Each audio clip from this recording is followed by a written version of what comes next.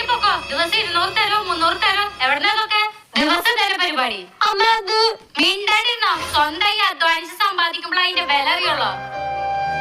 ആദ്യം പോയി 300 രൂപ അധ്വാനിച്ചുണ്ടാക്ക്, എന്നിട്ട് വന്ന് സംസാരിക്കേ. അമ്മ ഞാൻ പറയാനൊന്ന് കേക്ക്. നീ ഒന്നും പറയണ്ടേ, പൊക്കോ എന്റെ മുന്നിന്ന്. ആ മേഡം, ഇന്നത്തോടെ തീരേണ്ടായിരുന്നു. ഒരാളുടെ കുറവ് കാരണം ചിലപ്പോ പണി നാളത്തേക്ക് തീരുള്ളൂ. നോക്കട്ടെ ആരെങ്കിലും കിട്ടുമോന്ന്.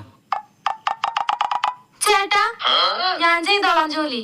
അതെയാ, പക്ഷെ 300 രൂപയെ കിട്ടുള്ളൂ. ആ അത് മതി, അത് കുഴപ്പമില്ല.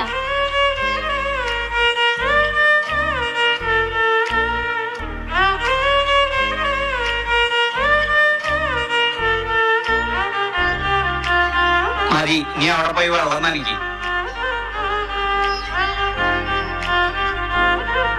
അതെ, കഴിക്കാനുള്ള സമയമായി.